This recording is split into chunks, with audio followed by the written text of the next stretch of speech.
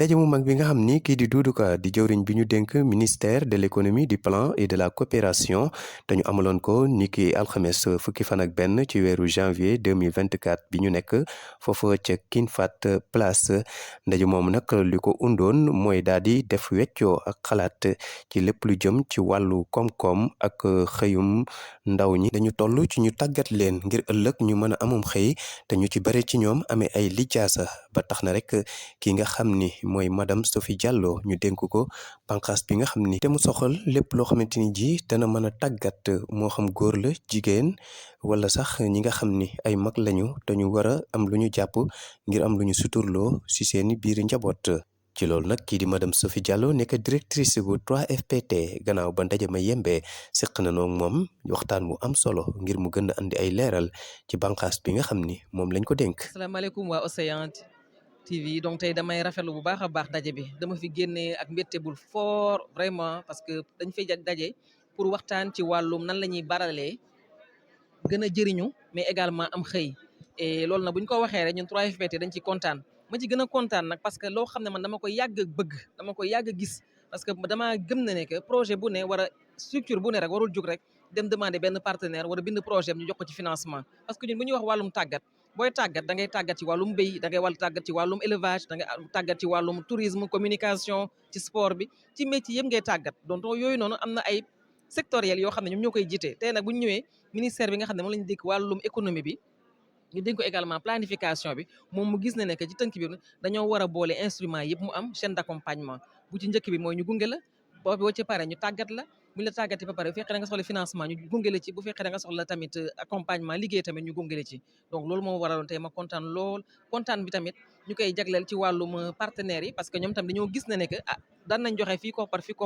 mais projet bi tey dafa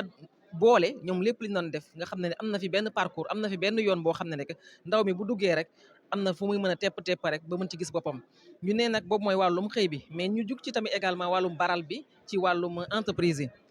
entreprise nag ndaw mën na ci commencer nànk ba am ci mais am na fi entreprise yoo xam ne tam ñi ngi fi ñoom tam ñu war leen mën a jàppale rek bu ñu neex entreprise yoo xam ne dañuy dem rek wuti ji lépp li nga xam ne am na ci am koom-koom ci réew mi déjà ñu jël ko fi mais également ñu wuti ko ci extérieur par rapport à vraiment l'exportation ñu ne ñun 3FPT nag dañoo nekk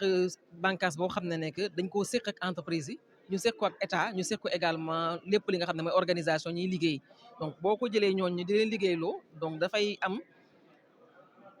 sens ñu mën a toog fi tey ba ñuy wax ne ne que dañ ciy boole 3FPT initialement peut-être bokk woon ci projet bi mais ministre jël na décision ne nañ ci boole 3FPT nañ ci boole également BOS par rapport aux réformes qu'on a ANSD tamit nga xam ne ci wàllu statistique daf ciy yëngatu donc tey daal mbégte rek lañ fiy jëlee macha allah. dañuy kontaan trop parce que dañoo ñëw ci fi activité bi nii boo ko déggee sax am na ci ay bénéficiaires yoo xam ne ñoom ñoo jóg yëkkati seen bopp seen kàddu ne ñoom kat jot nañoo bénéficier ci 3FPT loolu rek déjà rek alhamdulilah rabbil alamin nga ciy wax di sargal rek équipe 3FPT bi ñi nga xam ne nekk ñoom ñoo permettre ñu mën a def liggéey boobu noonu li nga xam ne lépp la ñu sumboon rek jot nañ ko mën a tàmmali léegi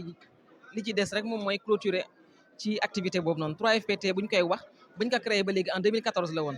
donc ren la ñuy am fukki at nag ñu ngi jëm mag te ci liggéey boobu noonu comme ni ko président waxee ci discours à la nation bi am na ci ñeenti téeméeri junni ay ndaw ak ay nit yoo xam ne jot nañ leen accompagner ci wàllum financement wu 3FPT bi ci daaw 2022 ñu ngi amoon 136 000 personnes ci 2023 bi ñu am ci 104 000 personnes loolu mooy téeméeri junni ay nit yoo xam ne jot nañ leen accompagner donc ñuy rafetlu bu baax a baax liggéey boobu noonu ñu ànd ci ak suñuy partenaires suñuy équipe et tout 3FPT nag 2024 nag ñu ngi tàmbali ñu ngi souhaité bonne année ci ñëpp année wu jàmm année wu wërgu yaram ak li ci des yëpp mu barkeel mais ñun tam dañ cee yokk rek ñu ne dañuy def suñu plan stratégique de développement ñu tënk ko ci ñetti pàcc bu njëkk bi mooy ne la ñuy def ñu gën ko baral deuxième bi moom mooy ne naka fa ñuy joxe mu nekk loo xam ne lu mucc ayib la parce que Sénégal dafa toll ci foo xam ne ñu ngi wax pétrole gaz ñu ngi wax ci BRT ñu ngi wax ci port de Ndayane ñu ngi wax Jeux olympiques de la jeunesse bi waaj a ñëw donc yooyu yëpp noonu dañ ci war a mën a préparer ay ndaw préparer également entreprise bu ko defee bu ñëwee duñu bett wala bu ñëwee tamit duñu fi indi ay nit yu jógee feneen parce que préparer wu ñoon suñu bopp troisième bi nag mooy ubbeeku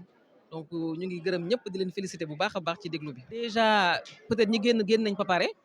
mais ñi nga xam ne ñi ngi commencé di jàng dam leen di gën a encourager di leen ñaax rek ñuy dem ci activité bu ñu duggee chaque fois damay wax ne xale dafa war a seetaan journalu 20 heures RTS parce que daf lay permettre yow nga xam lan moo xew ci sa réew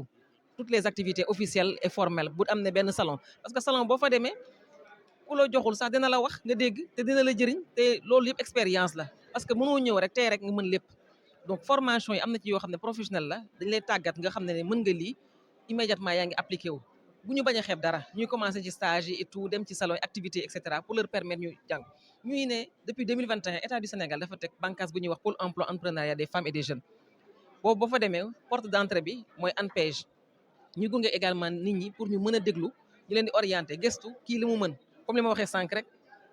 c'est pas parce que ki yow yaa ngi def communication sa frère gis la rek nga ciy réussir mu ne moom tam da koy def ku ci ne rek am na lu la yàlla may donc ñooñu noonu dañ lay gëstu waxtaan ak yow ba mën a xool yow lan nga gën a mën comme ça ñu mën la gunge ci pàcc boobu noonu SNOP tamit muy mel ni service national orientation professionnelle mi ngi ci ñuy ñaax ndaw ñi daal ñu dem ñu orienté leen foofu ñu def formation ñu dem foofu gistu parce que ñu dégg bànqaas dañ ko fa teg pour ñoom ñu mën a gis te déjà rek boo demee rek dañ la mën a conseiller donc ñi nga xam ne génn nañ ba pare ñoom mën nañ déglu foofu ANPEJ mën na leen orienté ci wutum liggéey bi ñi nga xam ne dañoo bëgg dem gën a am qualification tam mën nañ fa dem ndax ñu xam programme yi nga xam ne ñu koy teg parce que 2024 bi nag ñun dañ ci nar a wax naa suñu plan stratégique bi mais dañ ci am ay projets yu am solo lu ci mel ni loxo nag bu ñu koy wax mais métier d'art yi lancé nañ récemment appel à candidature ñu amoon 4 métiers muy broderie tissage couture et modélisme malheureusement nag yenn métiers yi ndaw ñi jëluñu ko lu ci mel ni bouterie bi defum dàll bi ak tissage bi sëru rab bi ndaw ñi dafa mel ni sawaruñ ci woon trop alors que boo xoolee yenn maison d'art yi à l'étranger ci loolu ñuy gën a yëngatoo donc ñuy ñaax ndaw ñu mën cee dem am nañ tam beneen projet boo xam ne yaakaaru ndaw ñi la muy espoir jeune ñu ànd ceeg banque mondiale ñu koy liggéeyal nag pour les ISEP mooy institution supérieure d'enseignement professionnel mu ci am ay formation bac plus 2 mais également mu am ay formation yu gàtt ñuy wax ndaw ñi rek nañu connecté aussi nu page Facebook bu fonds de financement de la formation professionnelle technique 3FPT mais également dem ci yeneen réseau yi nga xam ne nekk mi ngi existé DER/FJ mi ngi fii Promise mi ngi fii FONGIP mi ngi et cetera pour ñu xam lan lañ fay am comme bànqaas. Cette cérémonie de lancement de ce programme d'accélération compétitivité et emploi parce que initialement peut-être le 3FPT ne faisait pas partie des entités de mise en œuvre mais le ministre a très tôt compris l'importance de l'articulation des interventions aussi bien côté ministère au niveau des instruments de l'État mais également au niveau des instruments des partenaires. Parce que justement, les structures qui existent au sein de l'État du Sénégal doivent articuler leur intervention. Aucune structure ne peut à elle seule matérialiser l'ensemble des interventions pour aller vers la productivité ou la compétitivité ou encore la création d'emplois. Différentes entités sont là et doivent accompagner justement cette mise en œuvre-là. Il s'agit d'abord, comme je l'aime à le dire, en premier lieu, une bonne orientation qui est faite par le SNOP, le Service national d'orientation professionnelle, ou également l'ANPEJ, l'Agence nationale de l'emploi des jeunes. Donc, qui ont des psychologues conseils qui vont nous aider à orienter vers les filières porteuses et vers les structures où les gens sont plus habités. Par la suite, on oriente vers la formation parce qu'avant d'aller vers un secteur de l'emploi et tout, il faut avoir également la compétence. Le jeune, outillé par la formation, peut aspirer à aller vers un emploi ou après requérir également un financement à travers des instruments comme DER, FONGIP ou Promise. Donc, pour nous aujourd'hui, vraiment, on se félicite de cette belle compréhension de l'articulation des interventions. Aussi, du côté de l'État, c'est dit, mais également du côté des partenaires. Pourquoi je le dis? Beaucoup de partenaires avaient tendance à venir financer une entité pour une activité, etc. Mais aujourd'hui, vous les avez tous entendus, ils ont décidé de mettre leurs instruments, leurs ressources autour de ce projet fédérateur-là pour avoir un plus grand impact. Et pour moi, ça, c'est ça le développement. Parce que nous n'avons pas besoin d'avoir chacun des projets à mettre en œuvre. D'autant plus que quand on finit nous de former, le jeune nous dit emploi ou nous dit financement. Donc aujourd'hui, avoir un projet dans lequel on peut avoir cette chaîne de valeur-là, c'est juste exceptionnel. Maintenant, rappelez qu'on parle également de compétitivité. Et quand on parle de compétitivité, c'est pour les entreprises. Créer des champions, avoir des entreprises conquérantes, a indiqué le ministre. Ça veut dire que des entreprises fonctionnent déjà, mais elles doivent être beaucoup plus performantes pour accéder à l'exportation, pour vendre davantage le produit. Et dès que ces entreprises sont bien fortes et puis bien grandes, elles auront besoin de ressources humaines. Donc les jeunes qui ont été formés, donc c'est là où c'est vraiment une initiative qui est très bien articulée. C'est une belle innovation. Une minute. Absolument. 2023 a été une année qui a été belle en termes de réalisation, en termes d'engagement. Grâce aux équipes du 3FPT, grâce à nos partenaires et tout, nous avons pu avoir 100% des engagements qui ont pu être réalisés par nos équipes avec peut-être un taux d'exécution de près de 92%. Et c'est le lieu de féliciter le ministère de la Formation professionnelle pour son soutien, qui est notre ministère de tutelle, mais également le ministère des Finances et du Budget, qui a pu décaisser le budget pour nous permettre de mettre en œuvre ces initiatives-là. Féliciter notre gouvernance aussi. 3FPT, en 2022, on avait dit que c'était 136 747 bénéficiaires. En 2023, nous avons, avec les ressources, pu réaliser 104 000 bénéficiaires. Donc, c'est une belle année et globalement, de 2016 à 2023, nous avons pu également accompagner près de 400 000 personnes, exactement 392 000 personnes. 3FPT également, 2024, nous allons célébrer nos 10 ans parce que ça a été créé en octobre 2014. Donc 2024, octobre, on aura également 10 ans. Mais on démarre déjà avec la rentrée pour la célébration des 10 ans qui consiste également avec le lancement du plan stratégique de développement, excellence opérationnelle, financement innovant, mais également développement, ouverture et coopération. Comme je l'ai dit tout à l'heure, les interventions sont articulées. Aujourd'hui, depuis 2021, l'État a mis en place les pôles emploi entrepreneuriat des femmes et des jeunes. C'est dans 46 départements. Et on invite toute cette jeunesse-là à se rapprocher de ces instruments parce qu'il n'y a rien de tel que d'avoir l'information. L'information, c'est le pouvoir. Dès l'instant qu'on a l'information, là, on peut décider. Est-ce qu'on veut faire une formation? Est-ce qu'on va aller vers un emploi? Parce que parfois, les gens disent qu'ils veulent de l'argent. Mais